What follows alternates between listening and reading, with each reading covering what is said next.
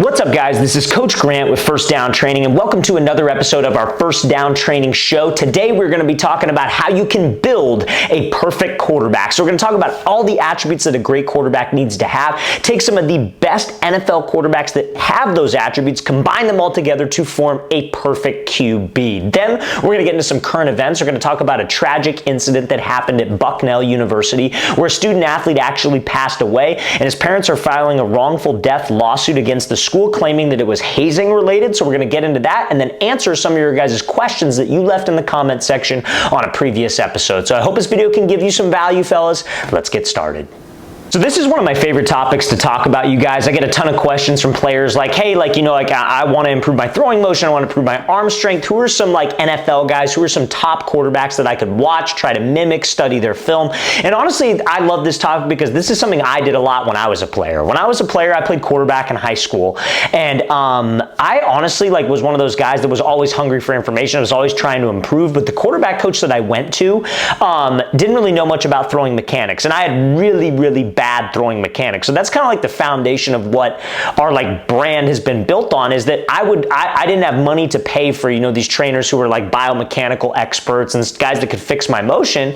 And so I would just study hours upon hours upon hours of film and look for the guys who are the best at what they do. What do they all have in common, and how can I apply that to my game? Now, I'm not going to claim that I'm self-taught. I picked up a lot of things from a lot of great coaches over the years, but NFL guys are some of the best guys to study because what they're doing works and it's proven. And our whole philosophy with quarterbacks is just to show there's not one way to throw the football, but there are a lot of things that can make you a more efficient passer and work with your actual motion. So if we're building a perfect quarterback, I think it's only right to start with the throwing motion. So who I feel is the most mechanically sound guy in the NFL, it's really two quarterbacks. One of them's proven, one of them's unproven. So the proven one is Joe Burrow. I think if you look at Joe Burrow's throwing mechanics from just an upper body and lower body dissociation standpoint, from a hip rotation standpoint, his release, I think Joe Burrow's got the best throwing mechanics in the NFL. Another guy, and again, not the most fan favorite, if you will, but Anthony Richardson. Anthony Richardson's mechanics are very smooth. I know people love to hate on Anthony Richardson.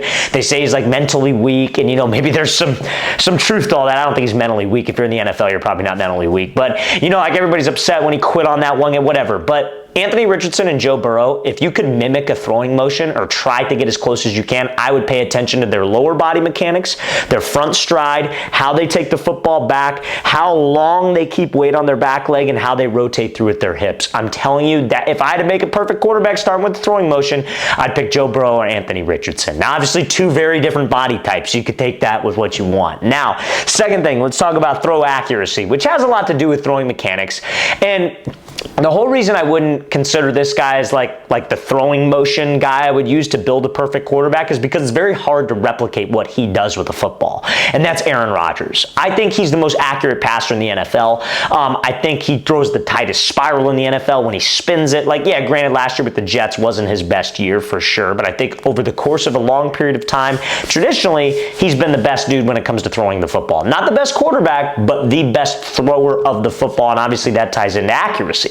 Now, like I said, I think it's very hard to mimic what Aaron Rodgers does. I think from a lower body and hip mechanics standpoint, he does very, it's insane what he's able to do. His weight distribution is amazing. But the way his arm is fat, the way his release is, I don't know if you guys have seen clips of him at his flag football tournament that he'll host every year. See, I live in Southern California, and the tournament is maybe 30, 40 minutes from where I live. And if you've ever been to the tournament or seen clips, the dude just flicks his wrist and the ball just goes 40 yards, nothing, right? So it's hard to replicate that. That's why I wouldn't consider him the throwing motion guy, but I'd pick a Joe Burrow throwing motion with the Aaron Rodgers accuracy all day long. Now, again, guys, this is something we put on Instagram, and we talked about it on Instagram, and a lot of people had a lot of different opinions on this, but this is one that I think most people agreed on, was that Aaron Rodgers was the accuracy guy. Now, let's talk about arm strength. So, I think this one can probably go without saying. Patrick Mahomes. Now, you could probably make the argument of Josh Allen. You could probably make the argument of a couple, what's his name? Joe Milton. I know he didn't start, but he plays on the Patriots. He was at Tennessee. That dude could flat out rip. But I think Mahomes' arm strength is second to none. What he's able to do when he gets out of the pocket from an arm strength perspective, what he's able to do in the pocket from an arm strength perspective, like the best throw I've ever seen him make was in the Super Bowl this past year against the Eagles, and they were losing by like 30. But it was one of the best passes I had ever seen. It was a deep ball to Xavier Worthy, I believe. It was like across the field. Insane. Like some of the throws that guy makes absolutely insane from an arm strength perspective. So I would say Patrick Mahomes' arm strength. So imagine if we had a Joe Burrow throwing motion, Aaron Rodgers accuracy, and Patrick Mahomes' arm strength. Okay, so now let's get into some other attributes now. So throw on the run. I mean, again, you guys are going to think I'm glazing this dude, but I would say Patrick Mahomes again. Listen, I get, you could say a lot of things about a lot of players. I know a lot of people, Mahomes isn't their fan favorite. You know, he flops and they say all this stuff. You know, I get it. And I understand why people hate the Chiefs. It's the same reason that the people used to hate the Patriots, because they would win all the damn time and nobody could compete with them. So I get the hate for it. But at the same time, I'm telling you, Mahomes on the run, there's nobody like it. I've never seen a dude who's, I don't think anybody could disagree with that. Like, I've never seen a dude who's able to roll all the way to the left, on the run, throw back across his body. Like every quarterback coach in the history of the game tells quarterbacks, do not throw across your body. If you're rolling out to the left, do not throw to the right. He defies all those rules and he's able to do it. And he's able to do it consistently. And it's rare that he turns the ball over when doing it. Like he's turned the ball over sometimes. That's kind of the stigma with gunslingers. You know what you're getting into. But still, what he's able to do on the run is absolutely insane and absolutely, in my opinion, irreplaceable. I don't think we'll ever see another guy in the game of football be able to do what he does on the run. That's just me personally. So now, I would say for being a dual threat, so if we're talking about, that's the next attribute. So we got throwing on the run, arm strength, accuracy, throw motion, being a dual threat.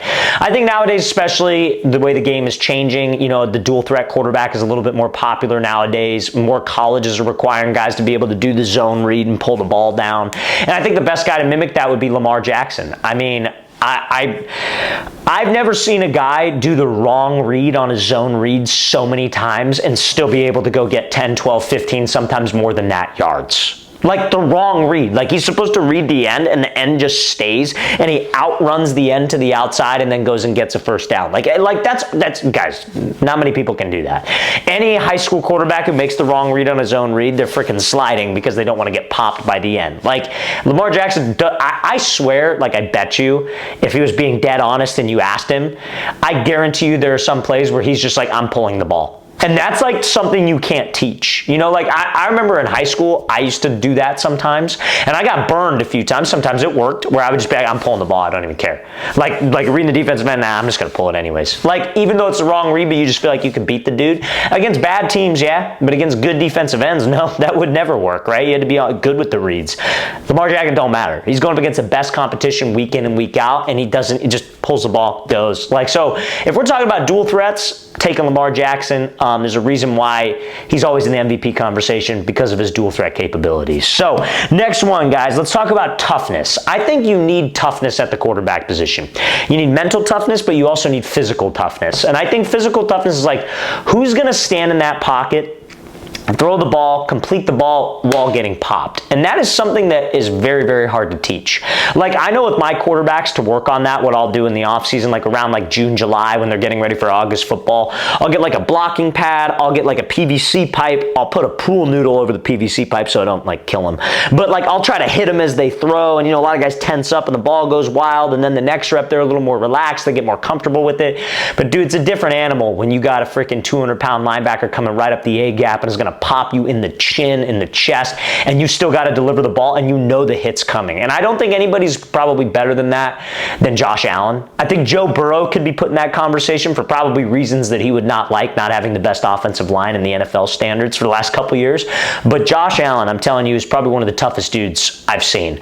Because like he'll get out of the pocket and scramble, take a hit, still be able to throw. He'll pull the ball down and run. He's not afraid of contact. So I think that type of toughness, I really honestly think it rallies a team. I think when you see a quarterback who's willing to kind of And now, is it good for every quarterback? No. Josh Allen's 6'4" and 220 plus pounds. I don't know how much he weighs exactly, but like big fella. You know what I mean? So he could take some hits.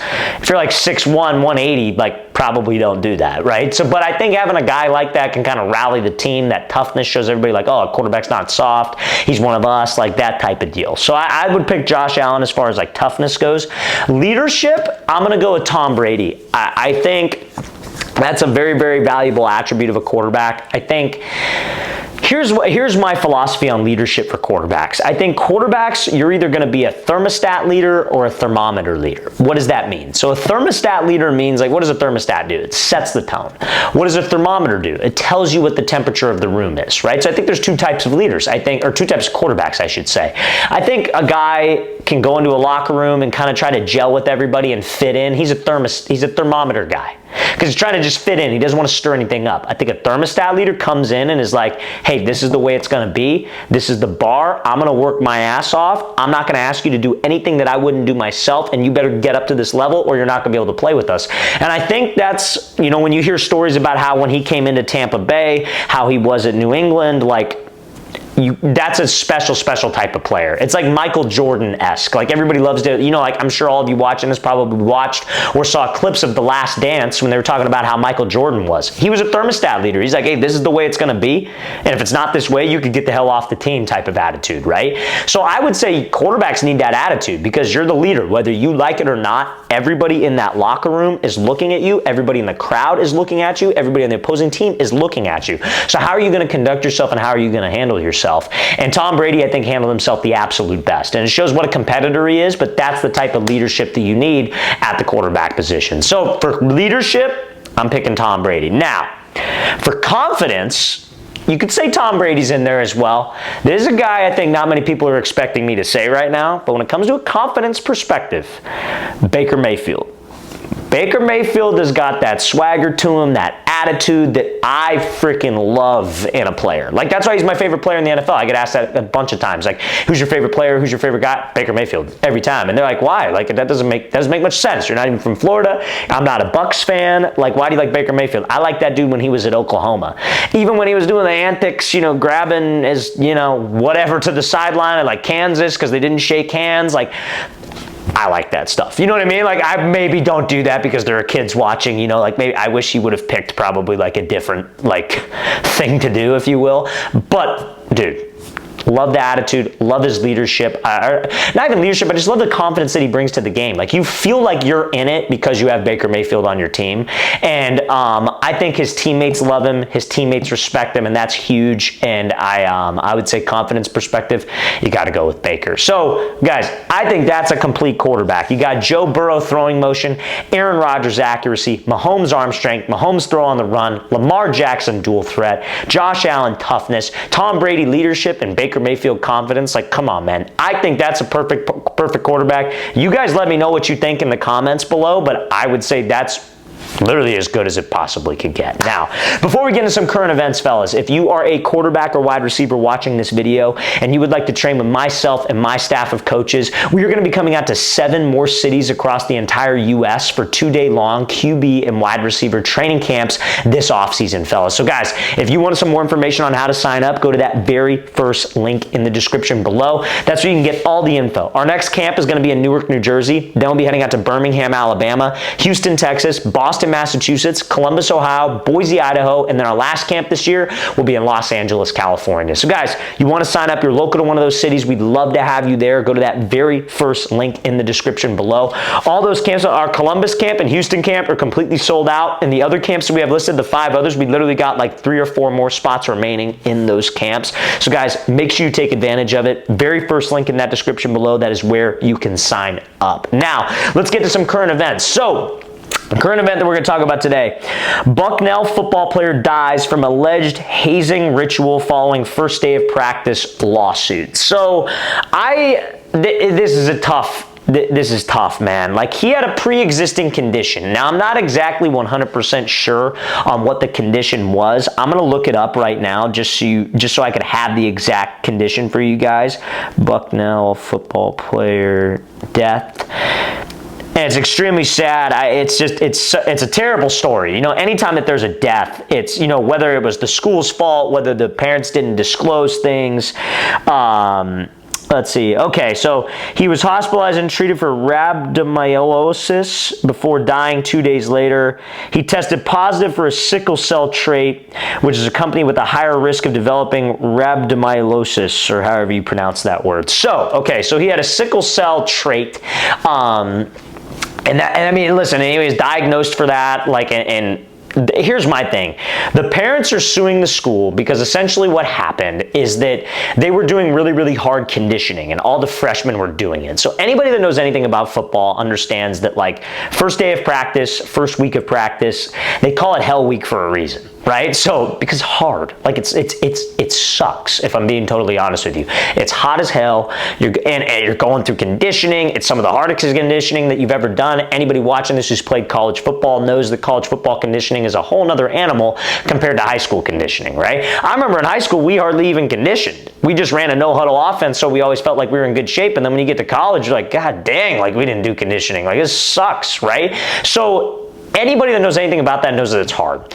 Now, the parents are suing the school, claiming that it is hazing. They claim that they pushed them too far, they singled the freshmen out, and maybe they're assuming that, like, you know, their son wasn't going to be like, hey, listen, I can't do this, I have a condition, you know, like, because he didn't want to be singled out, and he didn't want to be embarrassed. And I get that, and that's, like, tough in football, man. Like, and you know, it's awful. You have to feel for the parents, you know, because it's just awful to lose a son. I couldn't imagine what they're going through, imagine what they're feeling. It's a terrible situation. And I just, you know, hope that they disclosed his condition to the school.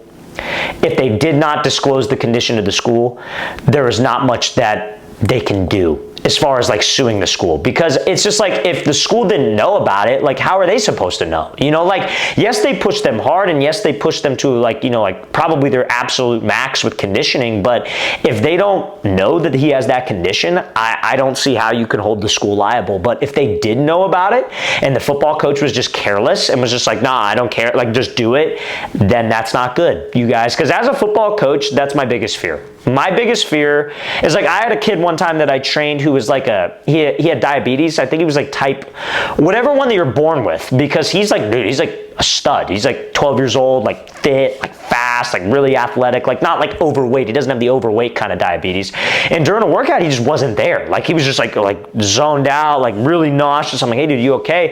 And he had to go to his mom, and his mom gave him a shot. Then he came back, it was like nothing happened. That's my biggest fear, is a kid dropping dead, passing out, getting injured, because, you know, you're just so worried all the time about that. Even though that you, as a football coach, I have insurance. As a business owner, I have insurance. You just worry about that type of thing because you worry about the athlete's health, obviously, but you also worry about it from a business perspective, and you don't want to get sued. Nobody wants to go through that. And so it's tough, man. It's really, really tough. I really, really feel for the parents in that situation, but I hope they disclosed it. And I hope there was negligence on the school part, because at least they'll be able to get some type of financial gain to combat the loss. Obviously, the money is not going to bring their son back, and that's always tough, but at least they will be somewhat fairly compensated, and the schools always have more money than God, so I'm sure that they will probably settle anyways.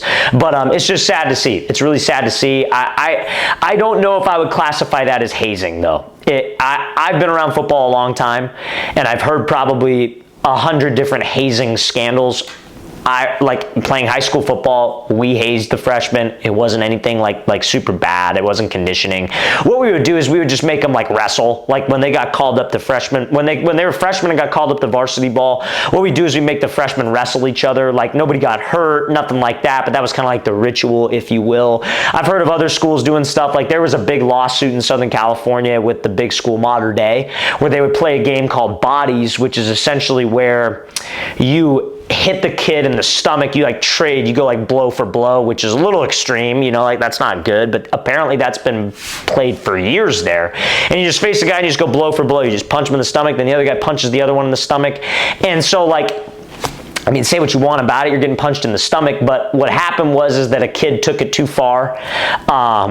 And I don't know the exact details of that situation, what went on behind closed doors. And this one kid got, the you-know-what kicked out of him, and he had brain damage, and they turned around and sued the school and sued the program because they're like, you guys knew about this and you were letting it go on.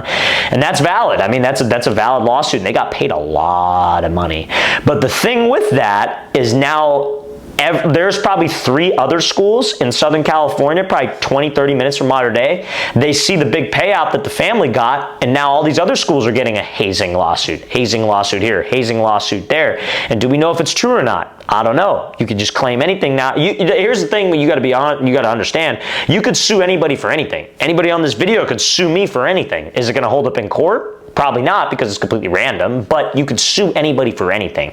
So it's a slippery slope. Hazing has been a part of football for a long time. I think it gets pushed a little far sometimes, obviously, and I think sometimes it's really not that big of a deal. But it's just sad to see. I don't think it is hazing. I feel for the family, obviously, very much so. So we'll see how it goes. We'll keep you updated on that. We'll keep updating you with different episodes if we get any updates on the obvious lawsuit. Okay. So now, guys, we're gonna get into some comments that you left, some questions that you left on previous videos. So if you guys got questions, anything that you'd like to ask me, fellas, go to that comment section of this video and just type your questions there. Like, seriously, I answer and respond to every single question, and obviously your question will get featured on the next episode of our show. So we'd love to have you featured on here, guys, and we love interacting with you. It helps me come up with new ideas for videos, new topics. So I really appreciate the support, but let's get into some of your questions. So question number 1 from Devon Cooper, R5S. Do you force your left leg forward when you throw on the run? Yes, when you throw on the run, if you are a right-handed quarterback, what you do is you step with your throwing side foot, you rotate your shoulders back, and then as your hand comes through, or your arm comes through, you kick your non-throwing side foot through. So that would be like your left foot if you're a right-handed guy. It's like that stretched toy soldier where you go opposite hand, opposite toe for your hamstring. That's essentially how it is. So hope that makes sense, dude. Appreciate you asking that question. Next question from A98DAVNY. My son is 13 and we live in Sweden. He plays QB for our city team. He wants to play college football in the USA as a quarterback. Is that even possible? How can we make that happen? So I would say, like, if he plays quarterback, right? He wants to play college football in the USA. That is definitely possible. Now, here's the thing about playing overseas. College coaches view that as lower competition because, honestly, if I'm being real with you, it is. You're not playing like the caliber of schools that you would see over here in the United States. You're not playing, like compare yourself to where most of these college coaches get their athletes from. They get their athletes from Georgia, Florida, Texas, some of the best high school football best high school football programs, high school football in general in the entire country, right? So if you're in Sweden, they're automatically going to think, well, it's probably not as good competition. So you need film. That's what's most important. You need varsity level film. And that varsity, or whatever the highest level is in Sweden that you could play. And you need to make sure that your film is dominant. Now, you have that dominant film, that's still not going to be enough. You need to get out to different college camps in the U.S. So you need to come to different college camps, probably on the East Coast. It's probably easier from a travel perspective. And go where college coaches are, because they're going to want to see you with your own eyes. Your son should set up a social media account, preferably a Twitter, so like X, and now known as X, and make a profile where he could upload videos, upload clips of himself training, follow college coaches, message college coaches, so he could build up just any type of connections. So ask those college coaches, do you have any camps coming up? So go to those camps. And I know it's expensive. I get it. It's expensive to travel from country to country. I get that. But that's what you need to do. And so if he can build relationships with those coaches, go to those camps, perform well, they see, oh, this guy actually has what it takes, that can potentially lead him to an offer. Nowadays, though, I'm going to be real with you. It's tougher to get an offer because of the new junior college rules and the transfer portal. Schools are just recruiting guys from the transfer portal. It's hard for guys in the U.S. to get a Division I scholarship offer. But if you want a Division I, II, III, NAIA, whatever, they still all pull from the transfer portal, and they recruit out of JUCOs now, because with the new JUCO rules, you could go to a JUCO for 2 years and get 4 years of NCAA eligibility. So it's harder, for sure, but that's the process. You need social media, you need dominant film, you need to get out to camps,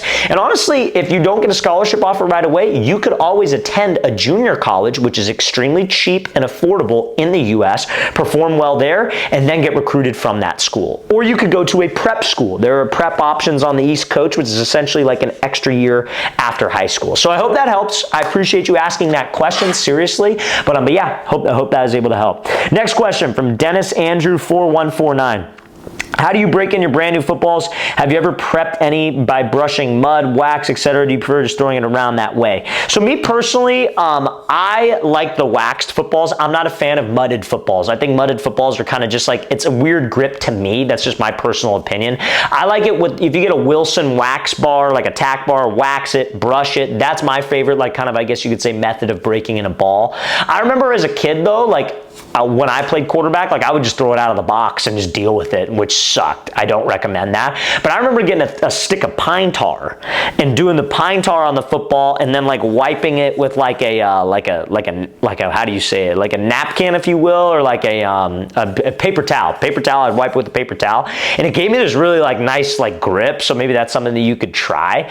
Yeah, I prefer the wax football. Nowadays, I don't really break in footballs, but I know a lot of people swear by the mud. I personally like the wax and the wax kit with the brush. So I hope that helps. Something you can do if you don't want to buy all that stuff is like you just go out to like a grass field where it's dewy, not wet, like not if it rained, but where it's dewy, and just skid your ball across the dew, and it kind of gives it this nice like stick layer when it's brand new and out of the box. Another thing that's a little underrated, you get ankle tape spray and spray the football with ankle tape spray, and that also might be able to help too. But anyways, I appreciate you asking, man. Seriously, Dennis, thank you for supporting the page and supporting the videos. But anyways, fellas, guys, I appreciate y'all tuning in. Hope this episode was able to give you some value. We'll be back live with another episode here within the next coming week. But again, appreciate y'all tuning in. If you have questions, post them in the comment section below. I'll be answering all those and featuring you on our next episode. I'll see you guys next time.